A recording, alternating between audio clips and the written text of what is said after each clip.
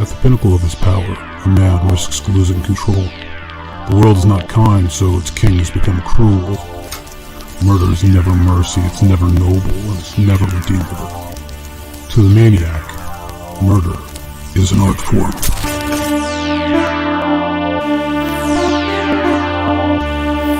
What is happening? For God's sake, something.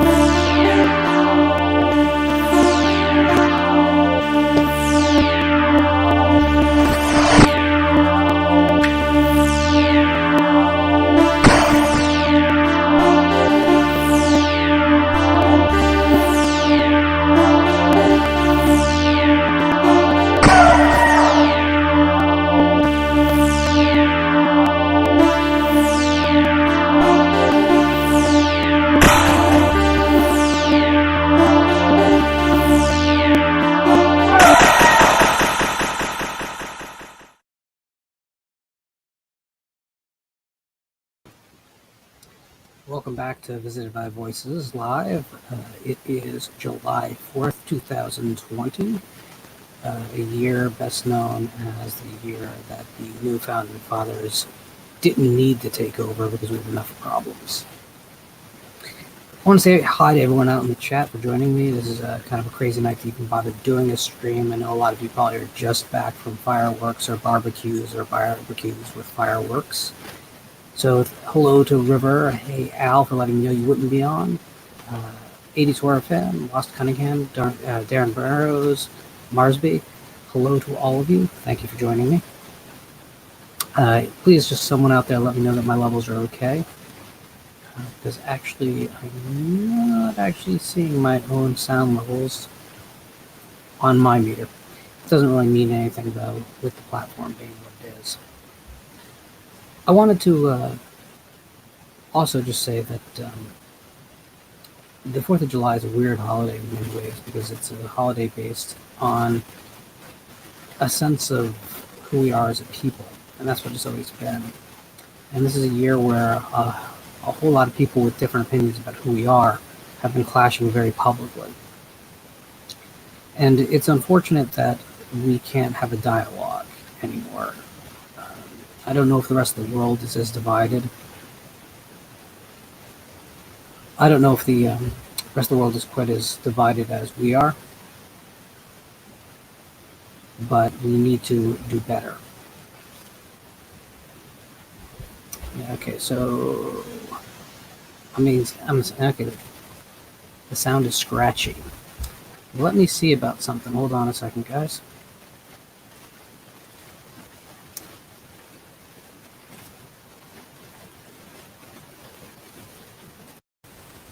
Is that any better? Someone out there let me know if that's any better. Hey Dave, thanks for joining. So we need to do better as a society and stop with focusing on our differences. Instead we should all just rally around what makes us a great people who can change for the better at all times. So the 4th of July is a date that I think that it's worse.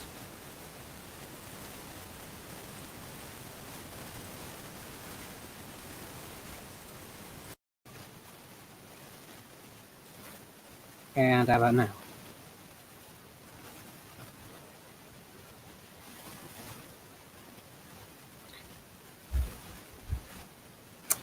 All right, so let's try the nuclear option on the sound.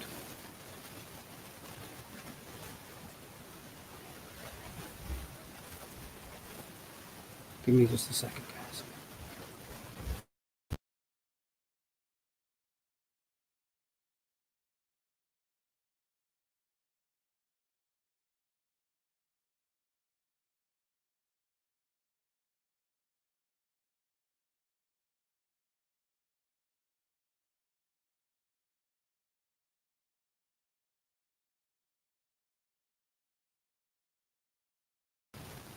All right, how about now?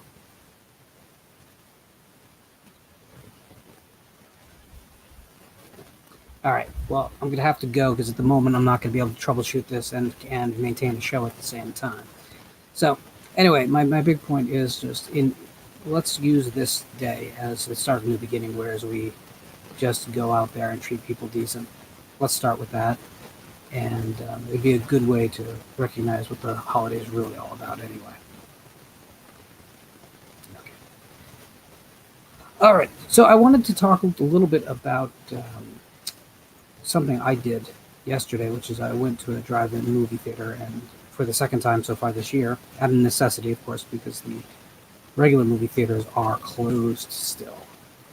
And I saw a first-run horror film that was not slated for a regular theatrical release this year. The pandemic actually played in its favor to some degree. And that movie was Relic. Now, I didn't know much about it. I think I'd seen it on the listing at the beginning of the year of titles that was undated. I didn't recognize the director, Natalie Erica James. I did recognize that it was being produced by Jake Gyllenhaal.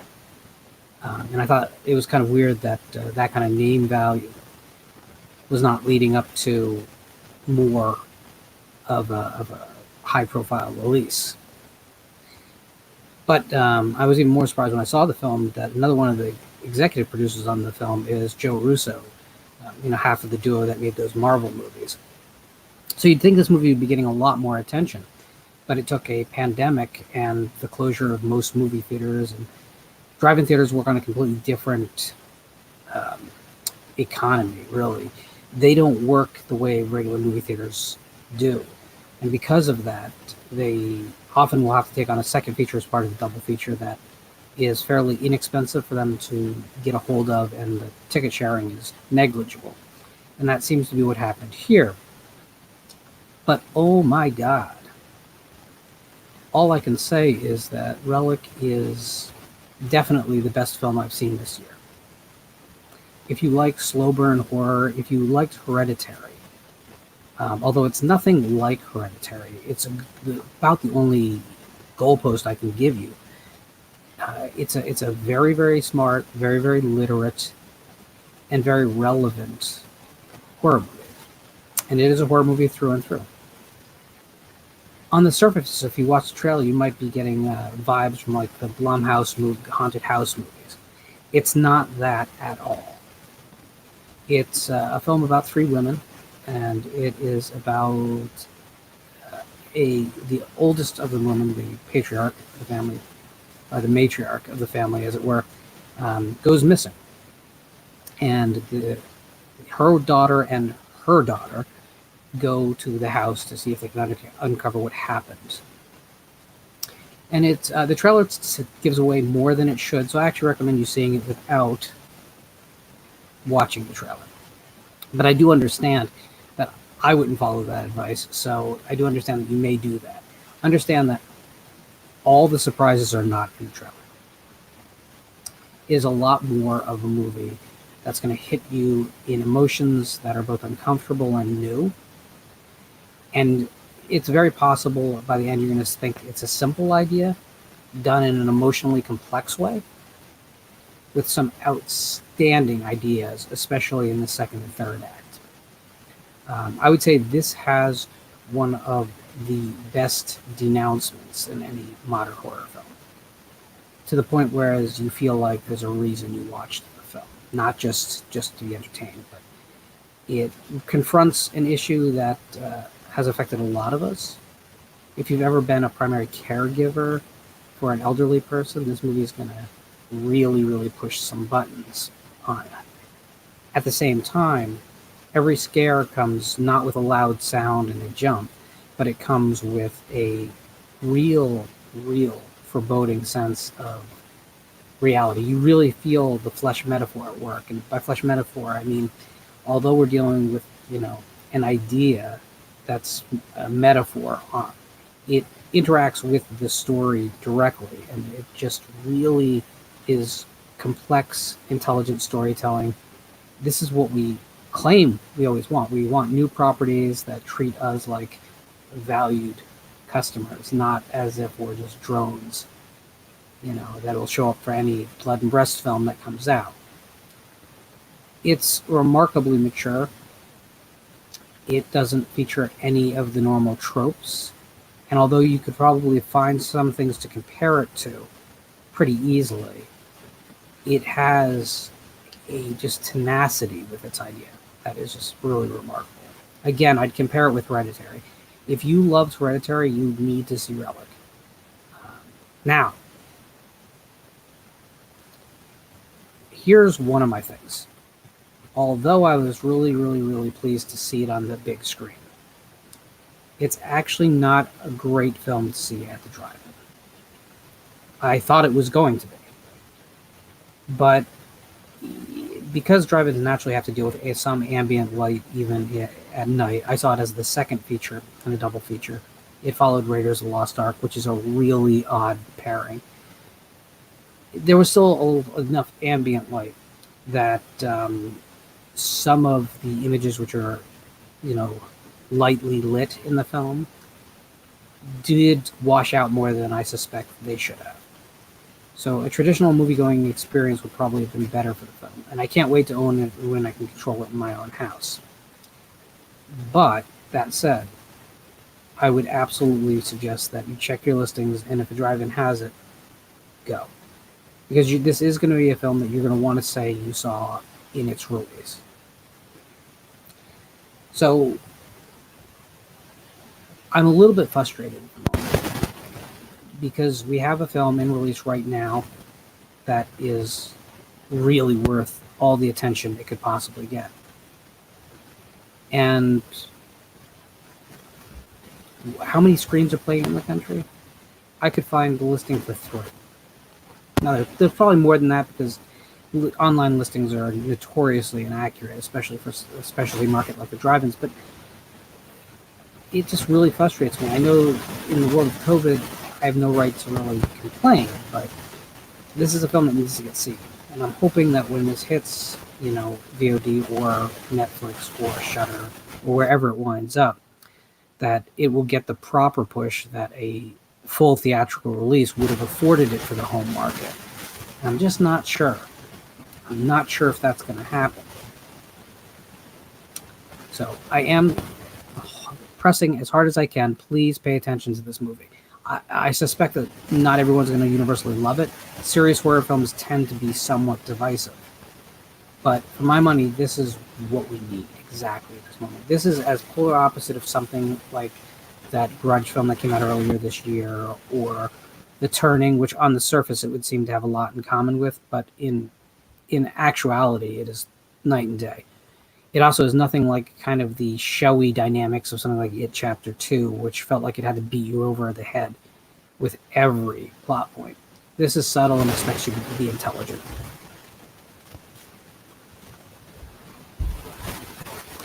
I do apologize about the sound, guys. I'm not sure exactly what I can do about it at this point. It was fine when I tested it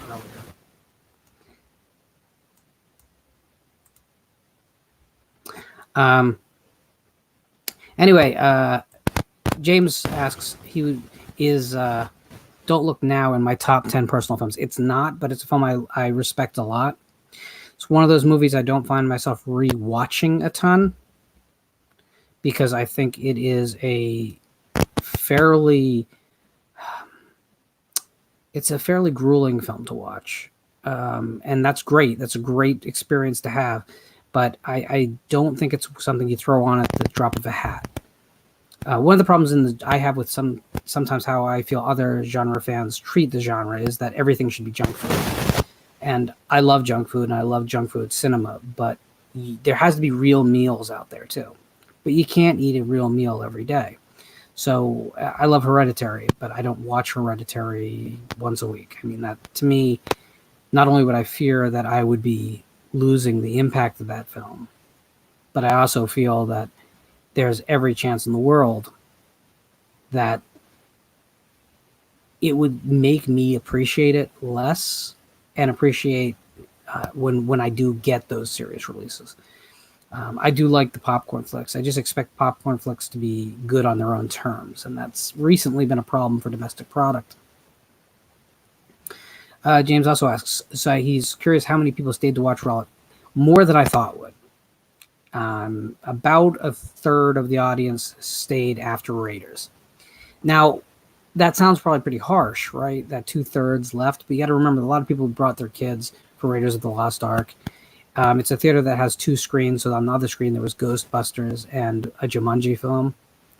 So realistically, you're not probably going to stay for a horror film that you know nothing about if you came with the kids to watch Raiders of the Lost Ark. Also, but the movie started at 11:15, so a lot of people, if they brought kids, were just not going to stick around. But more stayed than I thought. I do begrudge one thing for the drive-in is that I really love when I walk out of a movie I love to listen to what other people thought in their conversations. And you don't get that opportunity in the drive-in so much. Pretty much everyone gets in their car because it's like 1:30 or 2 in the morning. And they just want to get home. They're not even talking to each other. They're just like, hey, we're going to keep each other awake when we get home. That's about it. So, Dave Vanderhoff asks, do you like Humanoids from the Deep? Well, there's a transition for you. I like it for what it is. I don't watch it a whole lot. When I was younger, I liked the film because I felt it was kind of like, I felt it was what Creature from the Black Lagoon would have been in the 80s. I don't really think that now. I think that it's its own kind of sleazy monster feature. I like it. It's cool. I don't own any. I don't own the movie on any format that I'm aware of. If I still have it in a VHS in a box somewhere, that's possible. But I don't have it easily accessible because it's available on a bunch of streaming services. So I'm not going searching for it at this point. Did I enjoy watching Raiders? Yeah, I like Raiders of the Lost Ark. One thing that movie does for me that is unfortunate, though, is it points out how much I don't love the sequels as much as I love that first film.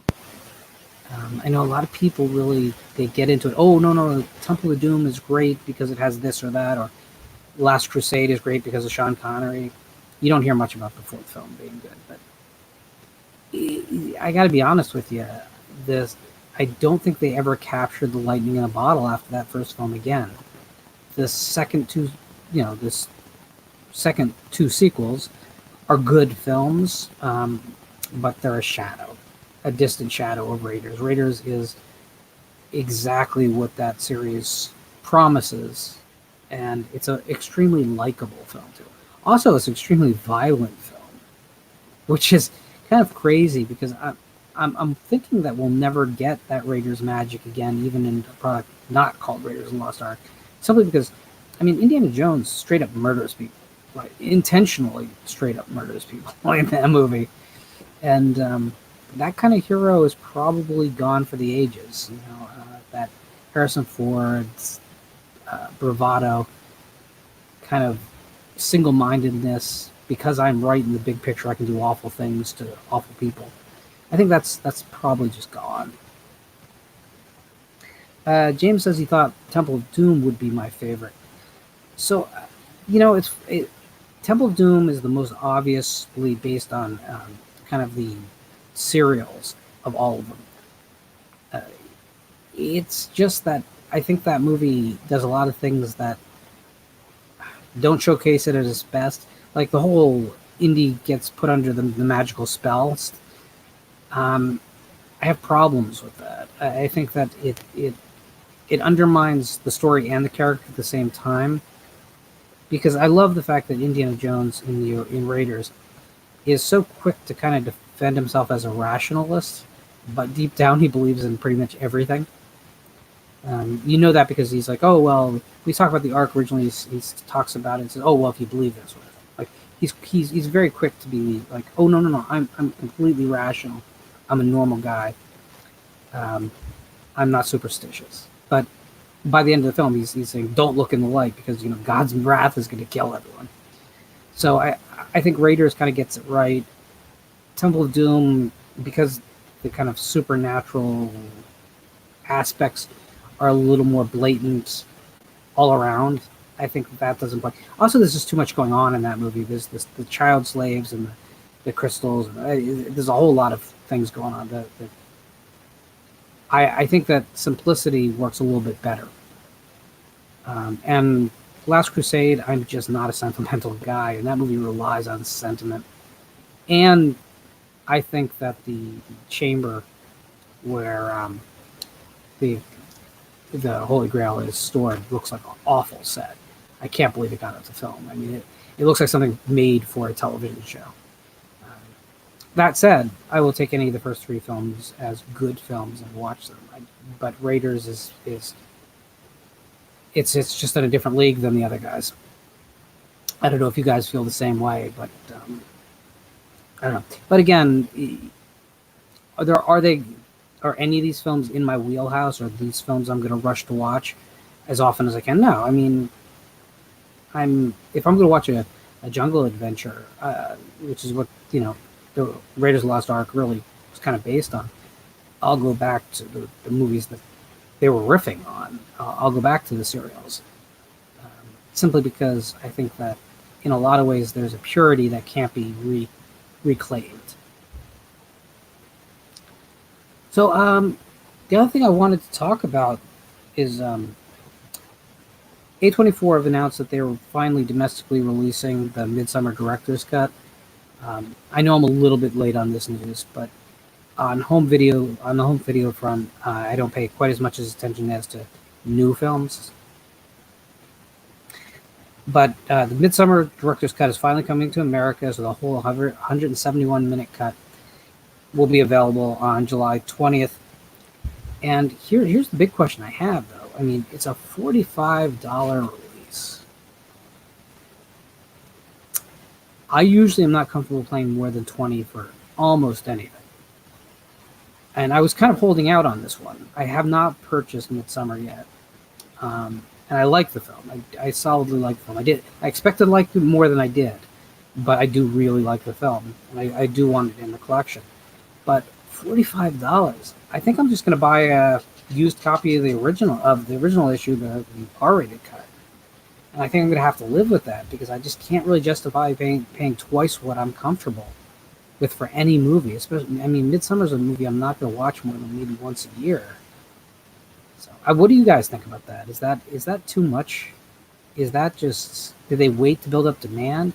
Is this like a really bad example of double dipping, or asking us to double dip? Because I just don't see it. I don't see myself doing it.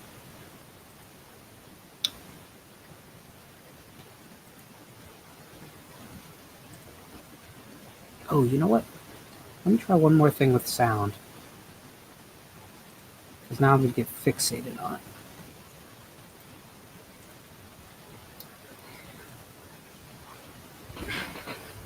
So James asks, did you ever see Young Sherlock Holmes? I did in the 80s. I didn't see it in theaters, but I did see it when it first hit home video. And, I think I liked exactly what everyone likes about it.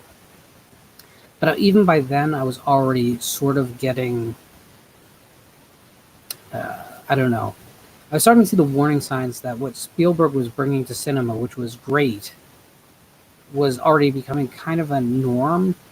So that the Zemeckis and the Spielbergs, and they were going for this ultra polished, like nostalgic kind of worldview of film, and I have never responded really great to that. Although I do like a lot of early Spielberg films. And I didn't want to get to the point where everything wanted to be that. And sure enough, that's kind of where we are now with the Marvel, you know, Marvel Jumanji thing, really. I mean, they all kind of have that attempt at that kind of Spielbergian thing. In fact, when I watched Jurassic Park at the drive-in, I was kind of blown away by, in the Marvel films, there's always like a big action scene, and there'll be like 2 or 3 jokes just splintered into the action scene. And that really comes from Jurassic Park. I mean, there's such clear examples of that. So I think that Spielberg has had this amazing influence on film. But I don't mean amazing as necessarily positive. I just mean that he has definitely moved the summer blockbuster, which is now, 8 months out of the year is the summer blockbuster season. He's really had to mold it around what he built between 1975 and 1990. And I think that there's a negative side of that, because I want to get back to a world where something like, we can get our Scarfaces and our Godfathers, and it's not all extremely safe for the whole family. The number of R-rated films that come out in a year is still depressing to me. It's nowhere near what it was in past decades. Piz asks, $45, is this a 4K Steelbook, Mediabook, Ultra Edition, or what? Now, that's a great question. On the A24 website, they list it is UHD. There is also a Blu-ray available. And on the site, you can toggle between those two formats. Now, the UHD first pressing is sold out on their website. I don't know if copies will still be shipped to retailers. But it seems like the price doesn't change whether you want it on UHD or on Blu-ray. Maybe it's just a quirk of the website, or maybe I'm missing something. But it looks like it's $45 for the movie. And it's rich for my blood. Especially, again, for a film I'm not going to watch more than once a year. Regardless of the quality. I'd like it represented, but I thought the director's cut was pretty solid. I didn't feel like it was missing anything. So I think I can live with the theatrical cut of the film. And now that this thing's coming out, the market's going to flood with used copies. So I think that's probably what I'm going to do. Matt says, what's up, Lauren? Apparently not my sound.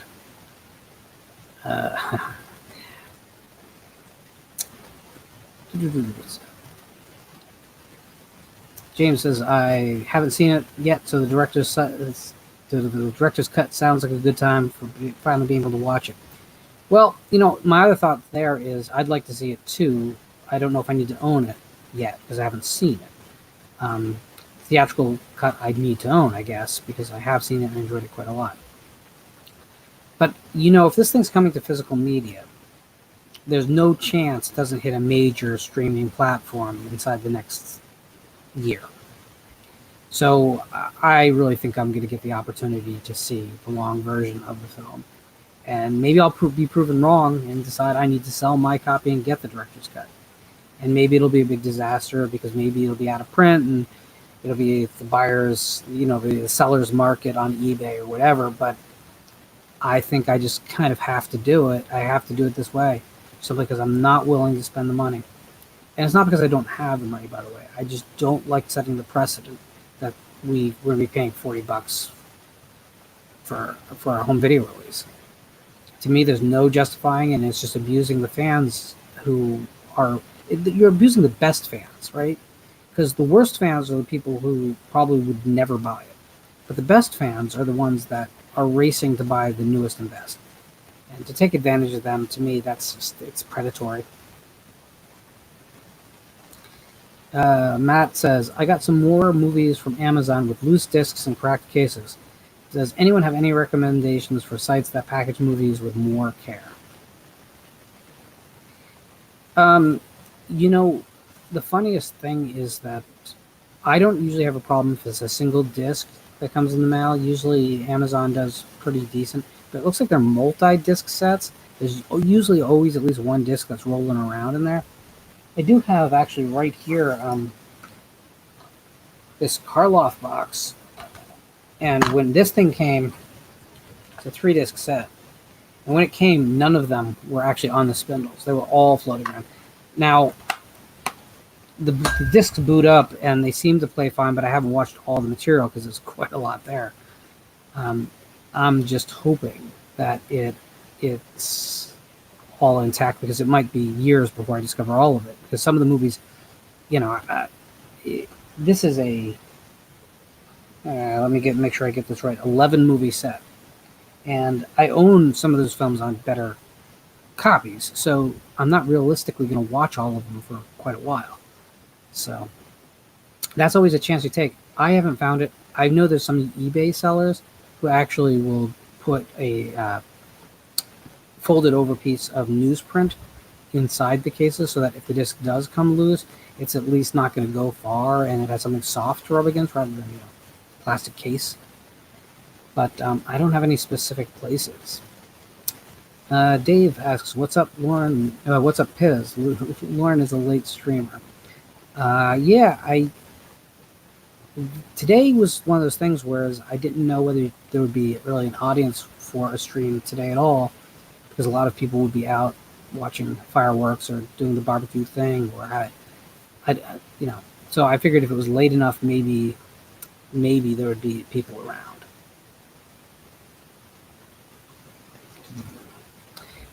Dave Vanderhoff says, "I'm going to watch Nightmare on Elm Street Part 5, The Dream Child. I hardly ever watch that one. I know it sucks, but I'll watch the Blu-ray for fun." I'm not a fan of the Nightmare on Elm Street franchise. I'm a fan of the first film, and I think the second film is okay for what it is. But the fifth film is a weird one for me, because they were trying to course correct, and they were trying to do all the right things.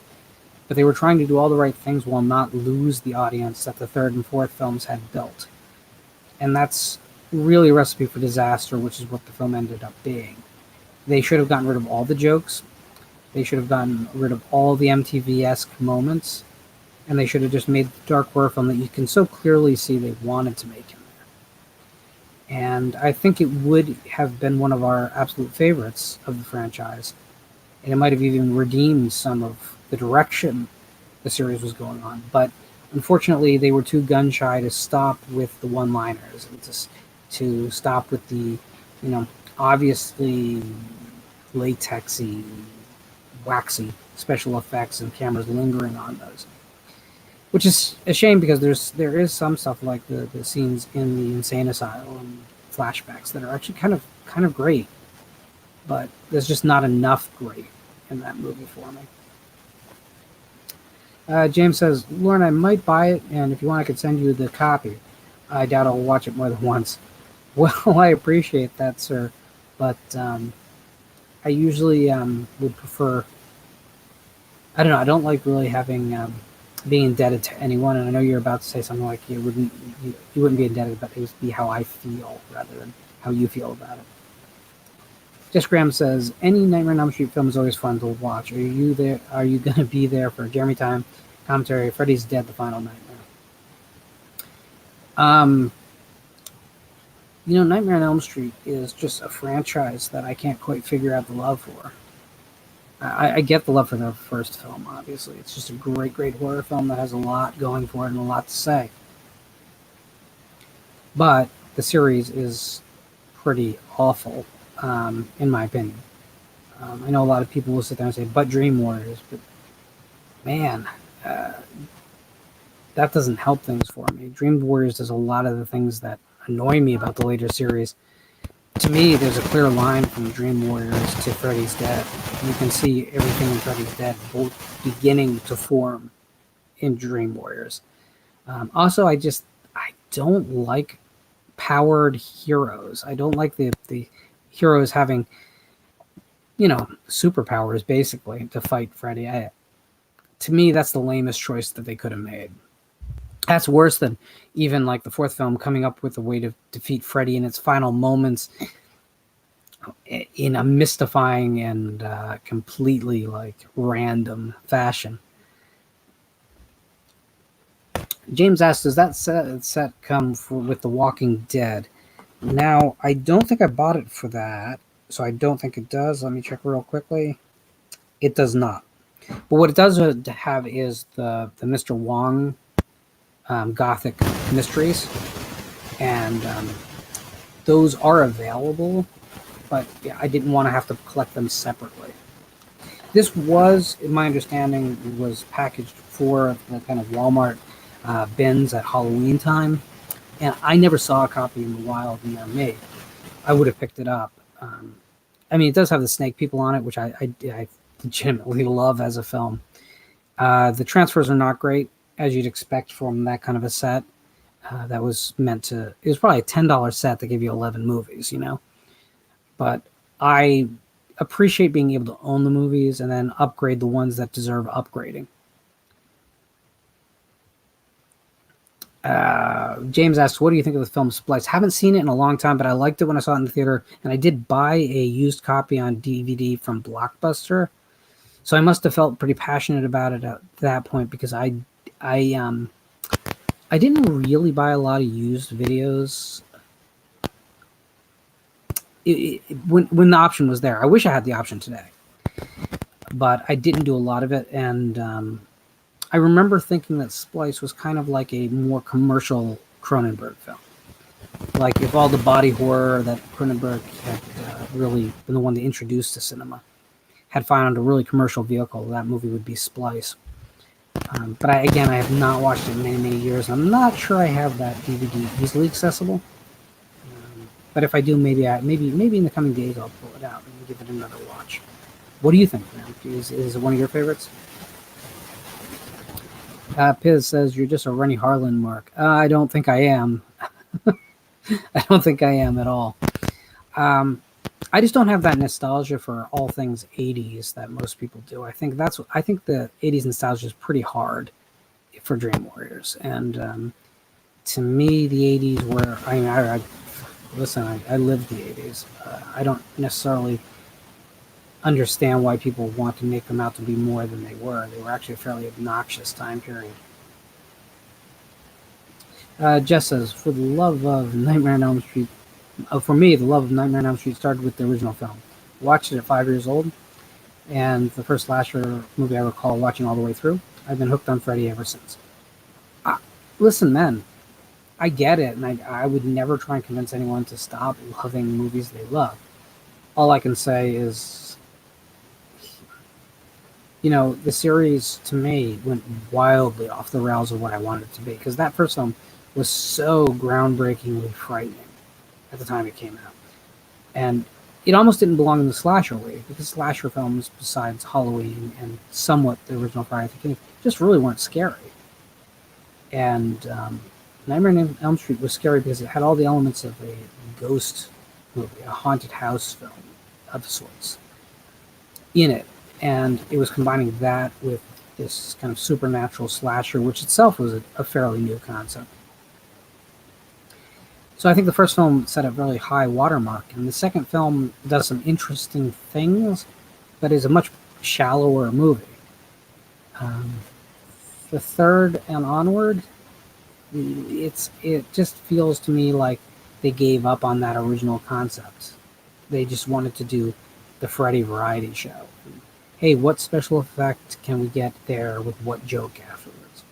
And admittedly, the jokes in Dream Warriors are a lot better than what came later, but I wanted my Freddy to be this dark, sinister, shadowy figure that you could not escape. I wanted that relentlessness, and all the joking and mugging and clear shots of the makeup in broad daylight. Man, it looks like makeup. It doesn't look like a character, it just looks like makeup. So Piz says, I know you love his Exorcist film. So listen, I like Rennie Harlan's Exorcist film more than I like Paul Schrader's Exorcist film, that's true. But I don't like either of them at all. They're both just pretty awful. This question is, one bores me really badly, and the other one makes me shake my head. I'll choose to shake my head for an hour and a half than to be bored stiff for 2 hours and 5 minutes or whatever the beginning is in length. James says, I thought Splice was fine. I admire it more than I like it. I just finally watched it the other day. I'd have to revisit it, but I remember liking it. Again, it's a more of a commercial take on like the Cronenberg Fly slash Brood era Cronenberg, but it's a really commercial version of that. The movie Life is kind of like a more commercial version of Splice, which is a more commercial version of Cronenberg. Darren Burrows says, I know you're a Barbara Steele fan, and I know she doesn't have a lot of screen time, but what's your thought on Silent Screen 79? Personally love it. Well, I love seeing Barbara Steele in it. It's okay. It's all right. See, I feel like stars of a certain era didn't translate well into the slasher era, and it's just a little bit off-putting. Even again, Barbara Steele's work with Cronenberg felt a little bit strange to me, simply because she's this classic screen horror icon. And it's not that I do want to see her in modern stuff. It's just, to me, the last really role that it felt right for her to be in was, in the genre, was Curse of the Crimson Altar. Which, if you haven't seen Curse of the Crimson Altar and you like psychedelic horror films based on H.P. Lovecraft, that's the film to watch instead of Color Out of Space. Jess Graham says, I do get what you're saying about the rest of the Nightmare on Elm Street series. It's hard to argue some of those points, but I'm not arguing, really. I'm just explaining myself. I think that the people who love them have every right to love them, and I'm happy you do. I'm happy they exist for you to love them. I know my tastes are not global. They're not universal. That's kind of the whole point of the channel, is for us to have these discussions and kind of know where each other stand on these films, because I hate consensus. I absolutely hate when everyone just forms a line behind an opinion. To me, that feels false and wrong and counterproductive. Marbsby says, Schrader's film is somewhat interesting theologically, but it's not good. Yeah, but worse, it's just dull, and it has unfinished special effects in it. It has CGI, the dogs, jackals. There's CGI jackals in that movie that just look as bad as anything I've ever seen rendered in CGI. And I just feel like the studios had kind of, Harlan's film had come out and kind of fumbled the ball. And so they felt like, well, maybe we'll throw Schrader's out there and see if that sticks. But they did nothing to help it stick. I think a tighter edit, finished special effects, a different score, and I will say that because that score is just does nothing. I think maybe they could have at least pulled it decently ahead of Harlan's film, but they didn't. It's just a boring film. Matt asks, what are your thoughts on the classic Ghoulies 4? Matt, have you seen Ghoulies 4? It's bad. It's really, really bad. And I feel like I'm becoming a cheerleader for a film that I hate. It's simply because no one believes it exists. There's no legacy to that particular title. James says, I also finally watched the original My Bloody Valentine and really liked it. I like that film. I just don't have the same love that some of the people in the slasher community have for it. To me, it's I wouldn't compare it with something like the original Friday the 13th or Final Chapter. I wouldn't compare it with Halloween or Halloween 2. It's just not. It's not up there for me. But I do understand, why people like it. It's a good-looking film, and the murder mystery aspect of it is kind of the Scream, I Know What You Did Last Summer thing, done right, done compelling, and without obnoxious 22-year-old actors that shop at Abercrombie. Just says, as you've said before, movies are subjective. Well, of course. All art, all entertainment, all life is subjective ultimately. And for the person out there that loves something I hate, I'm never going to tell you you're wrong.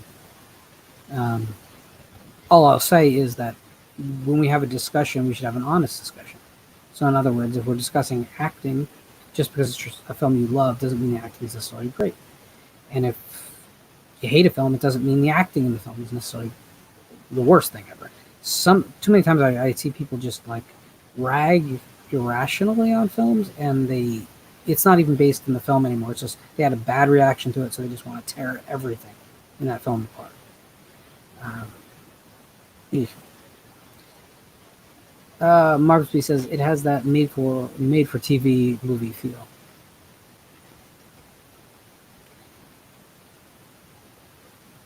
It definitely feels like there's, I think, more in pacing than the look itself.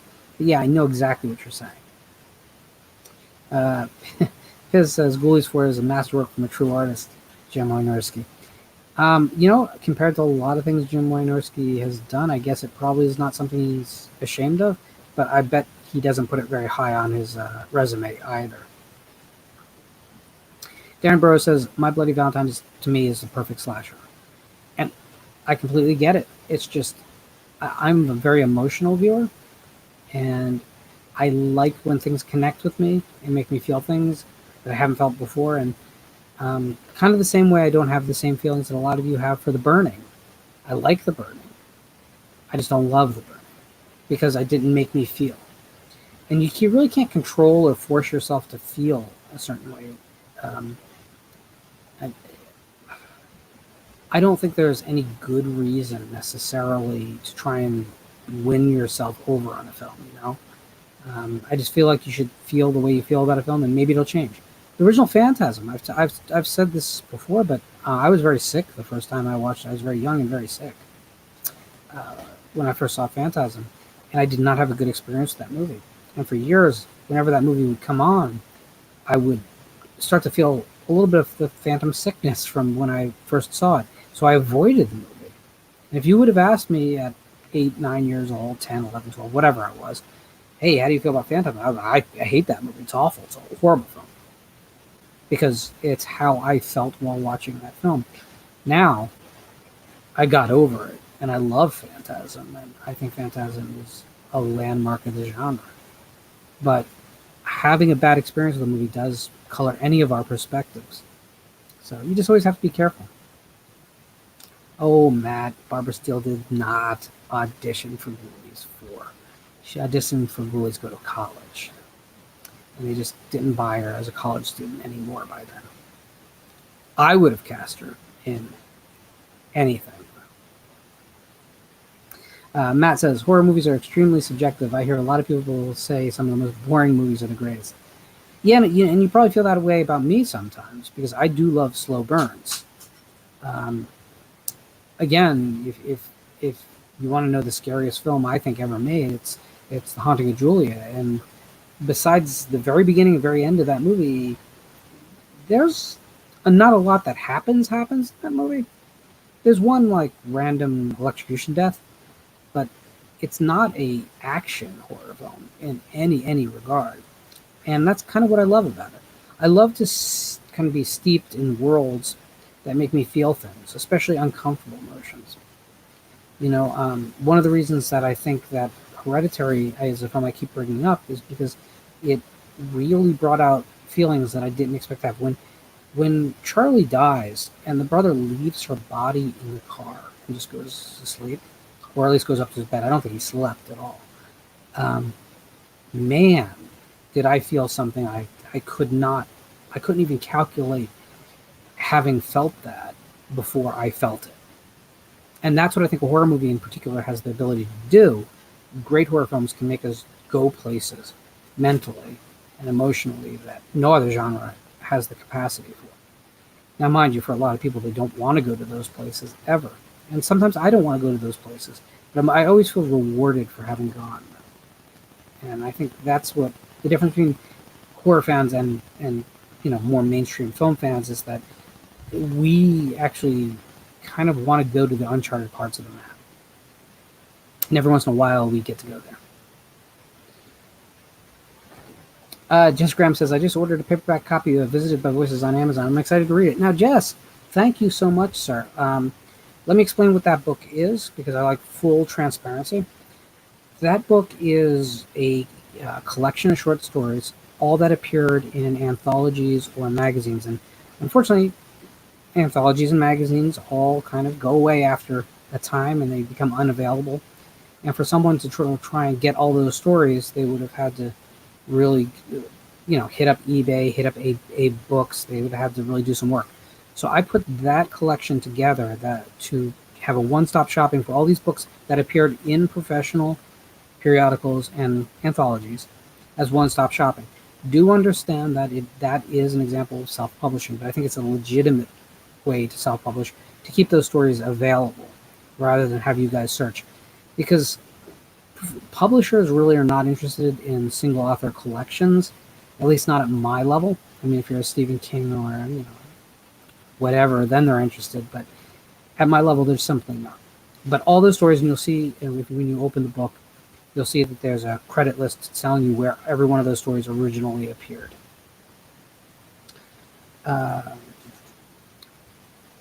Matt says, I agree on The Burning. It was way overhyped, just like Slumber Party Massacre.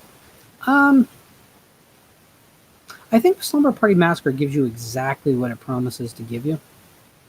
I don't think that movie oversold itself. Listen, that stuff, your Jiggler slasher films, they are what they are, and they're fun for what they are, but you kind of go in knowing what you're getting at them. And I think there is a place for it, and there's certainly a time and a place for me to watch them. James Frost says, for me, it's American Graffiti. I never got the appeal, and the film characters and the story are so dull and unengaging. Yeah, if you don't have real nostalgia for the mid-1950s and the birth of rock and roll and hot rod culture of that time and drive-in restaurants and milkshakes, you're just it's going to be a slog. And I really don't have nostalgia for all that, so I kind of feel your pain. James also asks, did you enjoy Peter Straub's novel? I do. I like his novel a lot. Now, Straub was in a different place when he wrote that. If you look at Coco, which he wrote, 7 years later, the writing style has completely changed between those two books. You can recognize his voice, but Julia is probably slightly overwritten for what it is, but it is an amazing story, and I do enjoy it quite a lot. I think that Straub is best when he is intentionally underwriting to his ability. And that's where like something like Ghost Story shines, whereas Hunting of Julia, I prefer to watch the film. Marvis B says, I also kind of just like Ferris Bueller. That is a film that has no through line. That movie has no central plot, really. I like it, though. I think it's a fun artifact of a time period. But again, it's a comedy, so I probably don't like it for the same reason other people like it. I like it for its weirdness, because it has moments of genuine weirdness.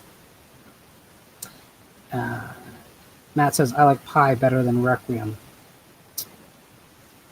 I haven't seen Pi in many, many years. I rented it on VHS and kept the VHS for like a week because I watched it like 3 times. Requiem for a Dream is a film that I respect greatly. I'm not sure I like it. I don't know. And I don't really want to revisit it to find out. And Jess Graham says it's full of short stories. Right. Yes, it is a short story collection. Actually, pure coincidence that there's a copy of it right there. And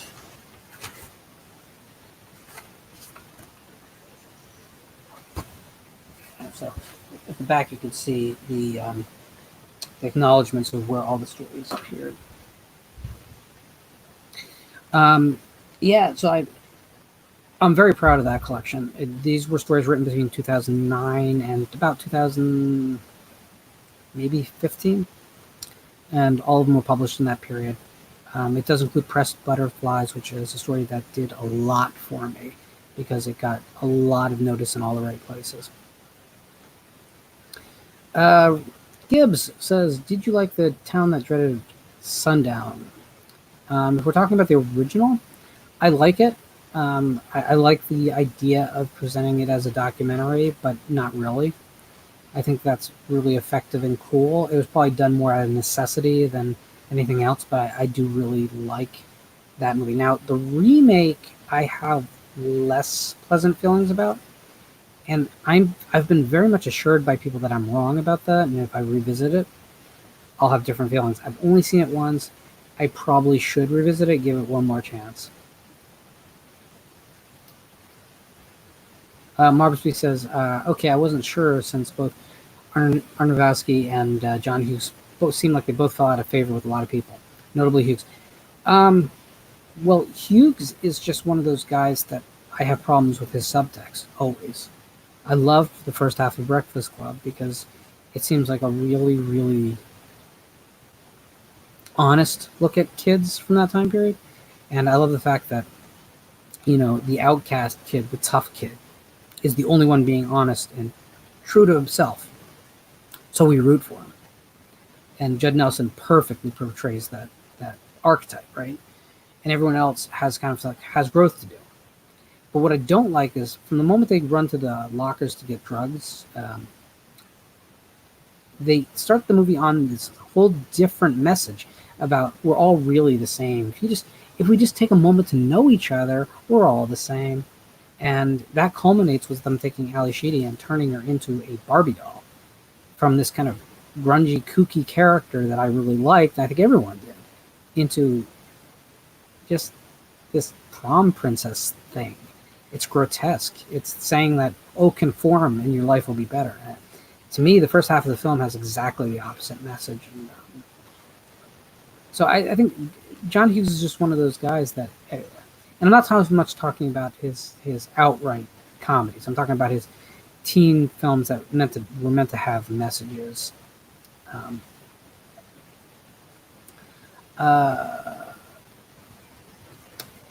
Just says, Visited by Voices, all the collection of short stories are yours, correct? Yes, absolutely, it is. They are all mine. It is far from all of my published short stories. It was put together again around 2016, I think. So I'm probably way overdue for the second volume of it. But to be honest with you, because I have to do all the work to keep those back in print, I get lazy about it. And to be honest with you, sales on single author collections are not huge. So it's exciting that you bought it. It's a good way to introduce yourself to me if you haven't read any of my work, because they're short stories. And I think you'll like what you get and maybe decide to go for something a bit longer.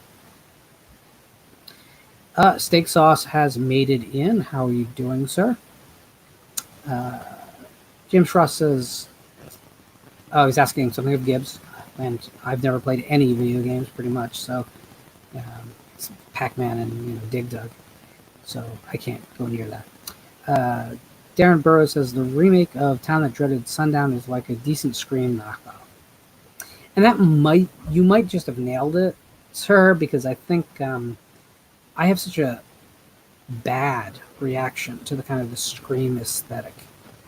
I'm going to give an aside here, but I think that there's genuinely good films that came out and then had that kind of casting and set direction and costuming that made it look and feel like Scream. And sometimes you get that one alternative rock song on the soundtrack, and it always turned me off. Not because of the alternative rock. I like alternative rock a lot. It just doesn't belong in my horror movies. Not everything is Reese's chocolate and peanut butter. Some things just deserve to be separate. So I think that you're right. I think that aesthetic is there, kind of, and that probably was a big turnoff, especially compared to the original, which was going out of its way to be kind of period and grungy and feel like a documentary. So the kind of no frills, even though they were doing elaborate kills and stuff like that. James Frost says, what is your favorite Clive Barker novel? Also, what are your thoughts overall of him as a creative voice? I'm going to answer the second half of that immediately, which is that I think Clive was an important voice because he was taken seriously as a literary figure, but yet he was going through all the transgressive material that the splatterpunks were doing. But he was doing it in a much more controlled way that the critic from the outside could easily see there was a purpose and a reason. They could see the art. And it really helped horror get over a hump that it was really unable to get over without him. So I think Clive Barker is an extremely important figure in horror. Now, favorite Clive Barker novel. I have a confession to make. I really stopped reading Clive when he walked away from horror, which was after exactly one novel. I mean, Damnation Game is a pure horror novel. After that, we have various grades of dark and not even dark fantasy. So I've read a few. I've read Thief of Always, but I don't have a deep love for any single Clive Barker novel. And Damnation Game has issues. I'm not perfect with it. I do find it remarkable that it's never been adapted to film, though. Not by Clive. I don't think he'd touch it, but it's remarkable to me that thing has never been adapted. I'm a much bigger fan of his short stories from about the mid 80s through 92 or 93. The Books of Blood era, especially volumes 2 through 4. Marv says, "Oh man, Breakfast Club. That's also on my films list. I don't care for that most people." Again, I love the first half of it. It falls hard at about the 60% point. It just goes exactly in the wrong direction for me. Matt, I have not seen Pyewacket, and people have suggested it to me. So you know what? I'm going to write it down, because if you're telling me it's similar to Hereditary, which is not exactly point on what I've heard. And for my suggestion back to you, please pay attention to Relic whenever it becomes available to you. If you're hearing a sound in the back, it is not a child locked in a cage. It is a cat.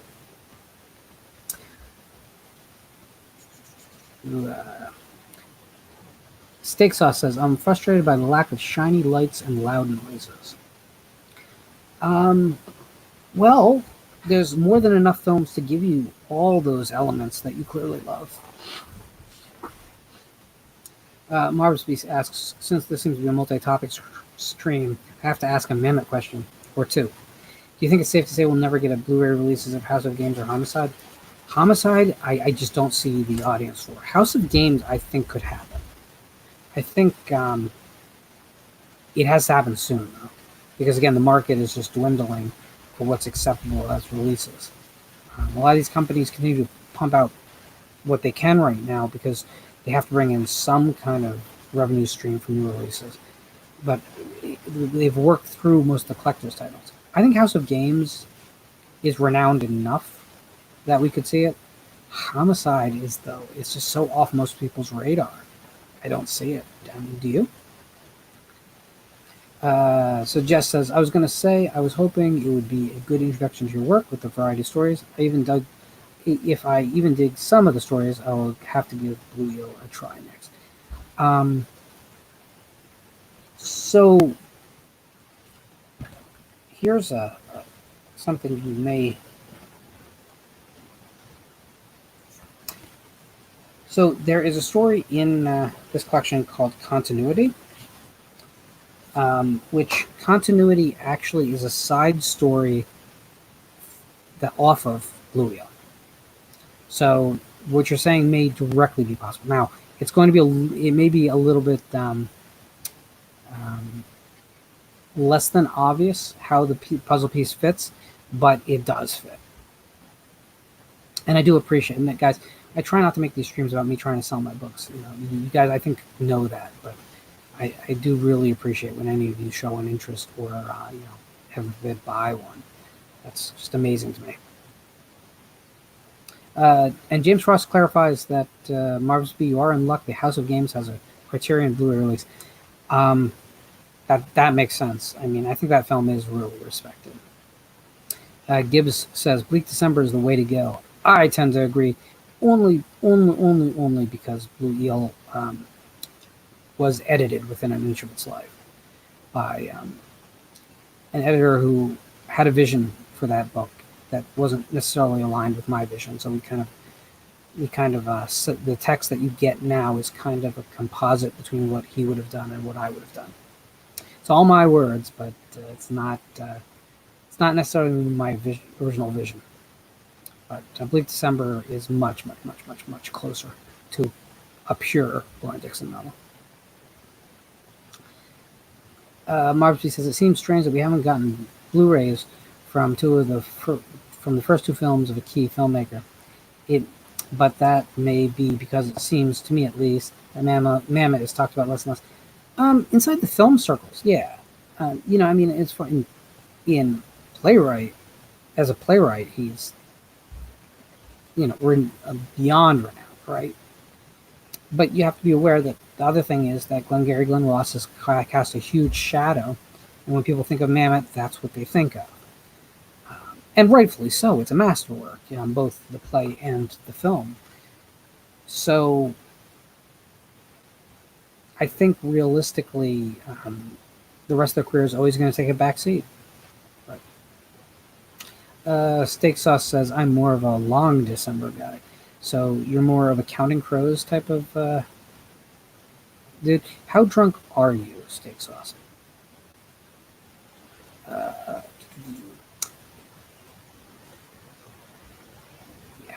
So, guys, we're going to go for another probably 15 minutes. I did have a long day and I had a long night last night where I didn't get a lot of sleep. So I do apologize that this won't be an epic 3-hour stream, but I just really don't have that in me. But I did want to come on today, and specifically I wanted to recommend The Relic. Not The Relic, Relic. The movie The Relic from the 90s I'd recommend too, but for completely different reasons. It's a silly monster movie that I tend to like more than I probably should. Although I still only own it on Laserdisc. But Relic is in release right now to specialty theaters that are open, like drive-ins, from IFC Midnight. If you don't know, IFC is an imprint of AMC. And it's just a film that deserves a lot more attention than I fear that it's going to get. And you know what happens with genre films when they hit streaming. They just get lost in the shuffle real quick. I mean, I hope in a way that Shudder gets it, because I think Shudder will give it the kind of rollout, but I can't be certain. And keep an eye on the director, Natalie Erica James. One thing she does in this film that I really love is that she doesn't over-stylize it.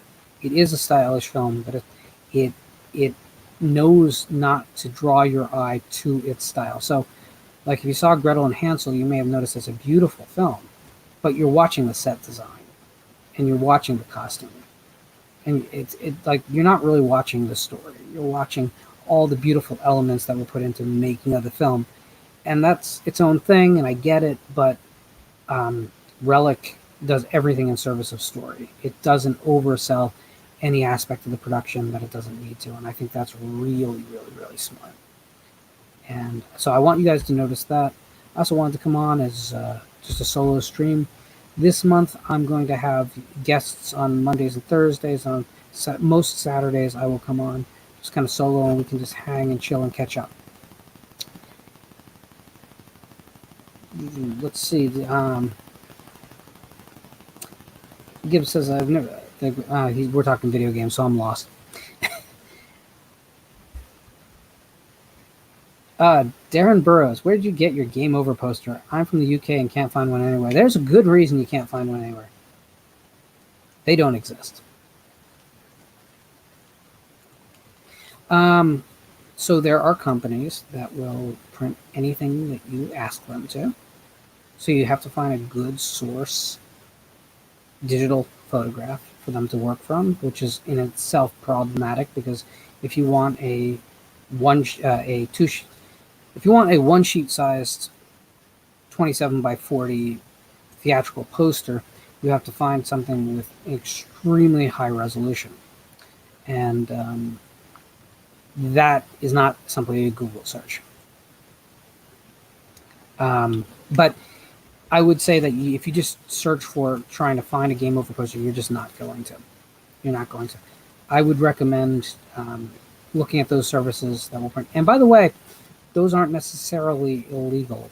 You do have certain rights as a consumer to shift images for personal use. You just cannot do it for any form of commercial use.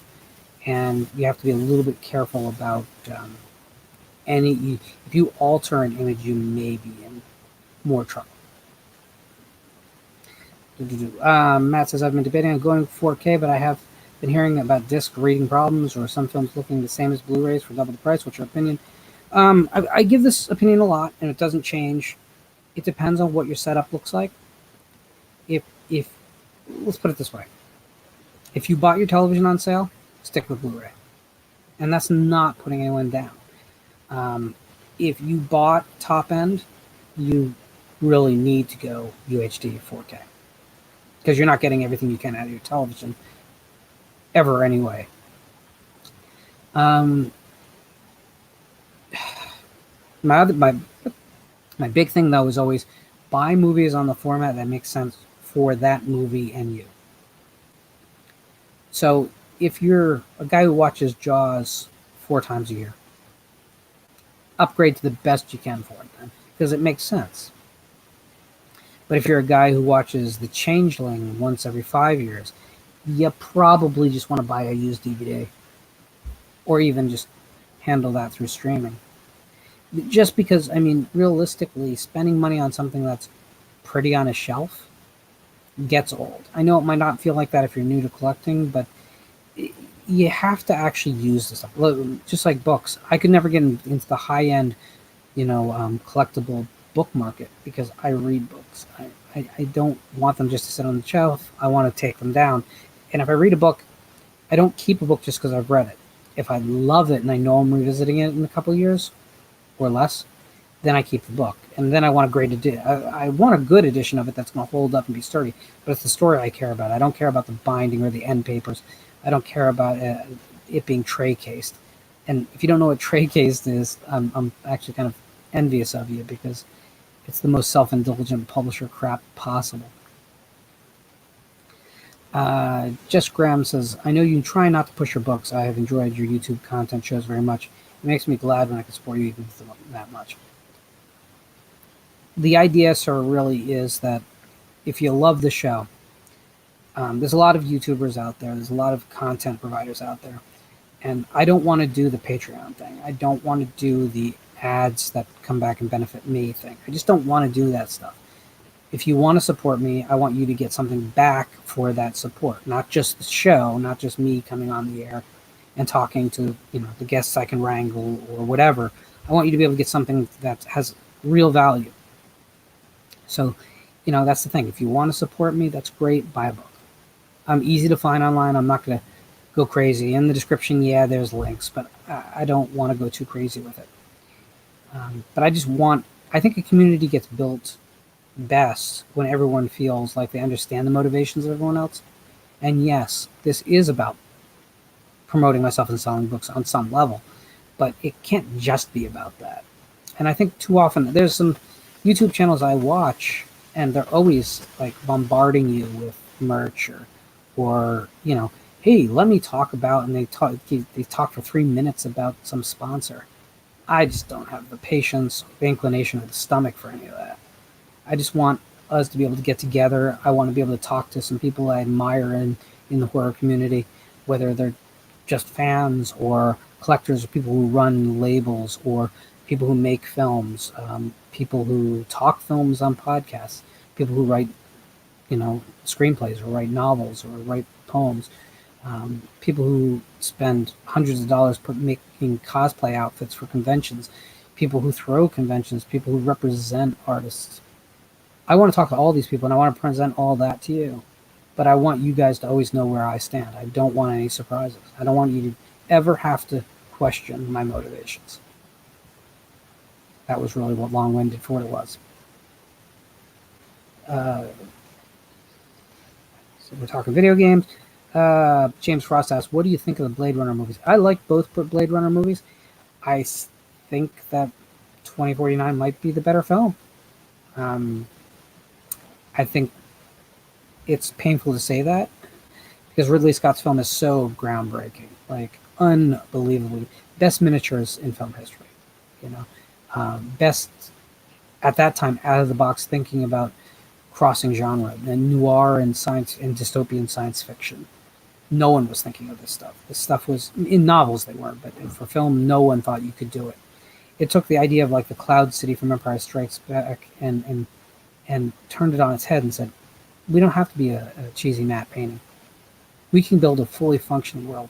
So I love the original, but I do think for plot, story, and just pure filmmaking bravado, that sequel is pretty hard to beat. And if you would have asked me before it came out if I was going to be saying that, I would have said no. But I think it's a pretty substantial film in the same way that, say, Mad Max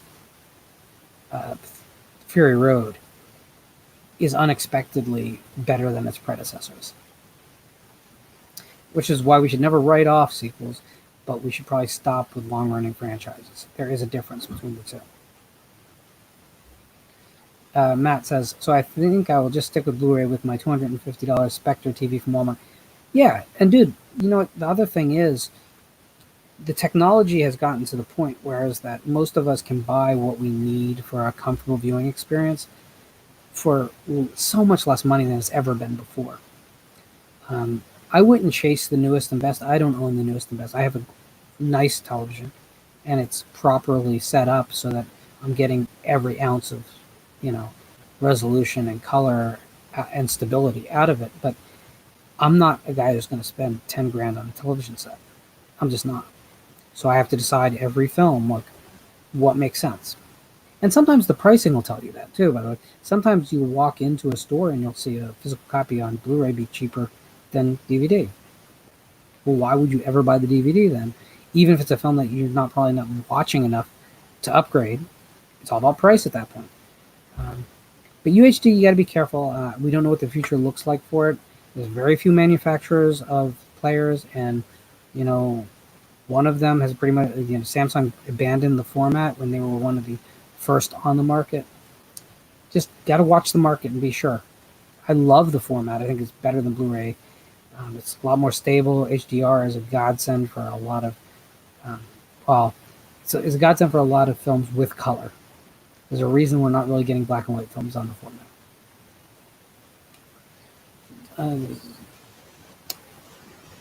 James says, it's crazy. Recently, I finally watched Logan's Run, and it's insane how much better Blade Runner is with its sets and overall atmosphere. It's a amazing film in which they used a whole ton of different technologies to make that film. But the miniatures are just uncanny to me. Like, you know how the first time you saw the White House explodes in Independence Day? You went, oh, wow. It's like a film that's just that moment. It's like 2 hours of you going, oh my God, I can't believe they pulled that off. I can't believe they pulled that off. Can't believe how good that looks.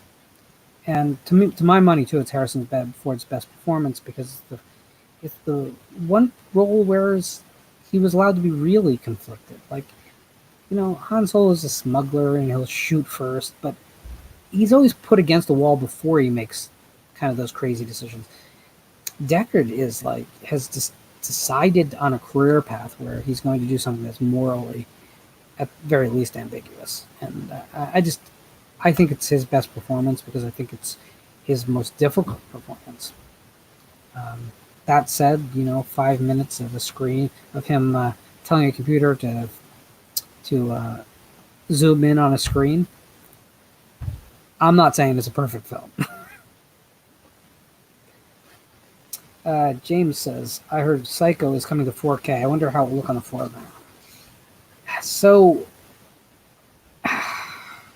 I still want the German box set, the Legacy box set that has the uncut German cut of the original film.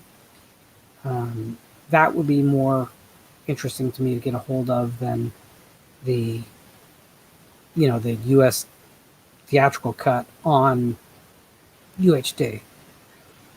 But unfortunately, I can't find the Legacy box for a reasonable price. And you got to be careful there because there is a different set called Legacy box that's not the German cuts. And frankly, I hate to say this because I love Psycho 2 with a passion. I think it's one of the most underrated films of its time. But if you just gave me the original Psycho truly uncut, the German cut, I'm pretty much good then. I don't own the third or fourth films. I like the third. I don't love it, but I like the third. I don't really like Psycho at the beginning. And people tell me I should give that one another chance too, but my memory is pretty clear of that one, and I don't think I will be.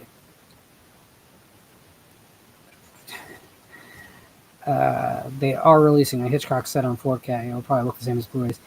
It might have a little more stability, and it might have a little more variance between the grays. But again, you have to make your decision as how important that is for you. And James says, enhance, enhance. Good amount of time has Harrison say that over and over. It's like a 5-minute sequence. And what's crazy is you ask most people watching the movie, like, what is he looking for? And they're like, I have no freaking clue. It's just a mind-bogglingly like pedantic moment in a movie. Big Crack Rock says the Blade Runner 4K release is one of the best ones I have. They did go to Lucas with some digital touch-ups, but it's pretty. I'm not necessarily against revisiting films and making alternative cuts and adding scenes. I'm not against a film being a work in progress as long as they give you the option in some form to get the original film as it was released. Once you try and erase that, or you supersede it in people's minds, I do cringe and kind of I actually lose interest in movies that feel the necessity to try and bury previous incarnations. I can't believe the Star Wars fans haven't just abandoned it because of that. I mean, when the creators show that much disrespect for you, I don't get it. But I don't have a problem with going back and tinkering with older films necessarily if you're the original creators.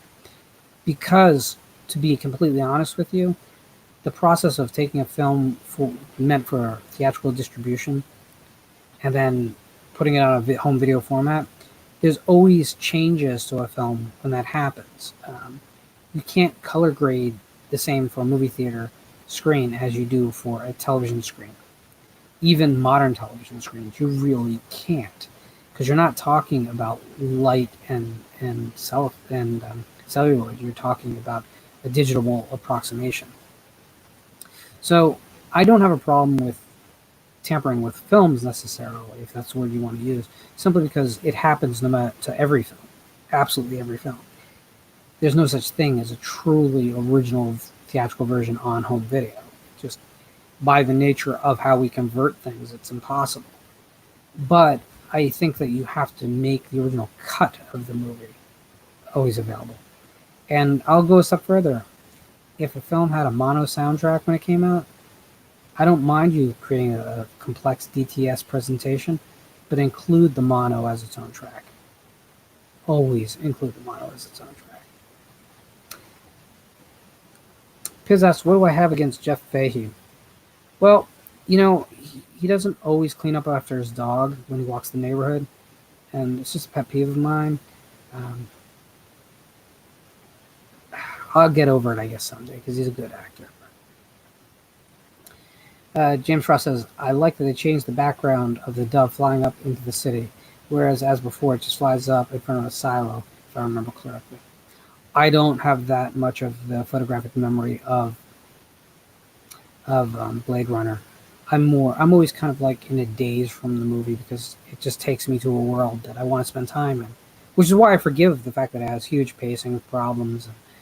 It doesn't really resolve itself as the story goes. It resolves one character's arc. But I forgive it because I just love that world. And Ridley Scott used to be so good at making worlds feel real and livable. And I think he's still good at it. I just think he was the best at it at the time. So. All right, Al, how you doing, sir? You finally made it in, just as we're probably wrapping up in just a couple minutes. But it's good to know you're still intact. You made it out of the party alive and with all your fingers and toes. I had 10 on you losing at least a pinky. So, I already announced what we're doing Monday, but I'm going to play the teaser for the Aaron Kuntz show again. Again, Aaron Kuntz was the creator of Scare Package, which you may have seen on Joe Bob Briggs' Last Drive-In a couple weeks ago. It is available on Shudder to watch. It's an incredibly fun little film. It's an anthology that keeps moving. Some segments are better than others. Kuntz directed the wraparound and one of the key episodes in it. He'll be joining me on Monday, and we're going to have a discussion about what he's done prior to Scare Package, about Scare Package as a breakthrough for him, and about his upcoming horror western. So I'm very excited for Monday. Hey, what's this movie about? It's supposed to be some kind of horror movie.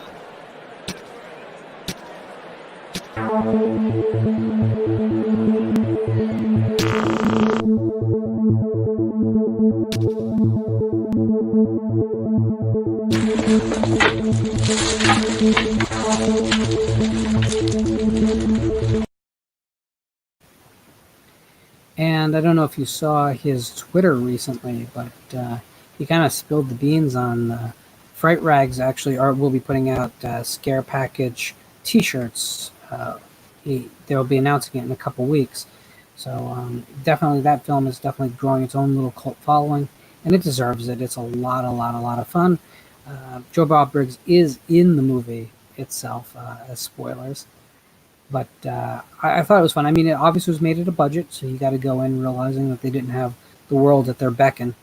But I thought it was a lot of fun, and actually one of the things I enjoyed most about this last season of Last Drive-In was Scare Package.